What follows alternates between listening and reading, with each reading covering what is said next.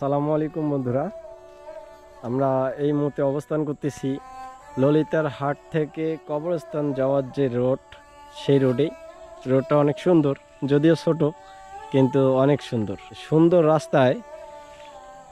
রাস্তায় দেখেন মাইল ফলকের অবস্থা।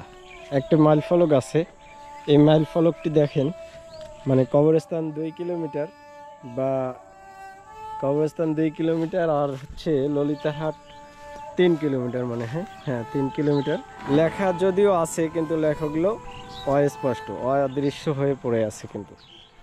আর অনেকটা মাইল ফলকের জায়গাও অনেকটা কিন্তু মানে মাটিতে ঢাকা আছে। তাই আমরা এটা, এর আগে 2টা মাইল ফলক ছিল, সেই 2 মাইল ফলক কিন্তু আমাদের পরিষ্কার করা হয়ে গেছে। আজকে শুধু এইটাই বাকি আছে, তো এটাও আমরা পরিষ্কার করে দেই, আপনারা দেখতে থাকুন। মাইল ফলক শব্দটি শুনলেই আমাদের মনে ভেসে ওঠে পথের দিশা।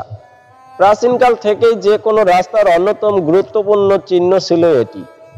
আধুনিক যুগে গুগল ম্যাপ বা নেভিগেশন সিস্টেম থাকলেও মাইল ফলক এখনো অমূল্য ভূমিকা রাখে, কিন্তু সময়ের সঙ্গে সঙ্গে এগুলোর যত্ন নেওয়া হচ্ছে না।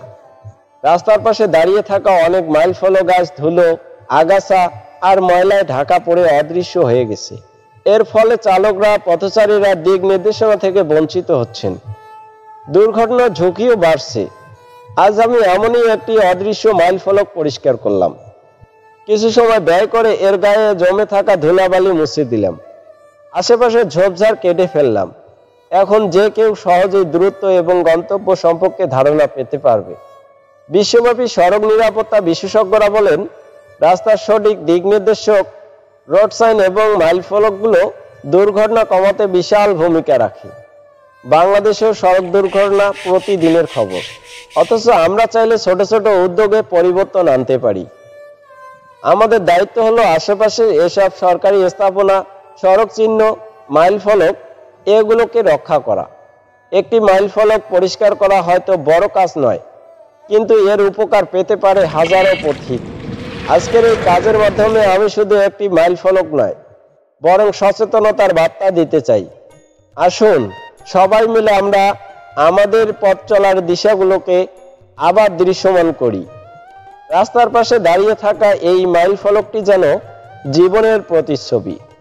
দীর্ঘদিনের অবহেলায় ঢাকা পড়ে গিয়েছিল, কেউ আর খেয়ালই করেনি, অথচ এই ছোট্ট পাথরখণ্ড কত শত মানুষের ভরসা হয়ে দাঁড়িয়ে থেকেছে বছরের পর বছর। আজ আমি যখন এর উপর জমে থাকা ধুলাবালি সরালাম, চারপাশের আগাছা পরিষ্কার করলাম, তখন মনে হলো একটি হারিয়ে যাওয়া চিহ্ন যেন আবার নতুন প্রাণ ফিরে পেল।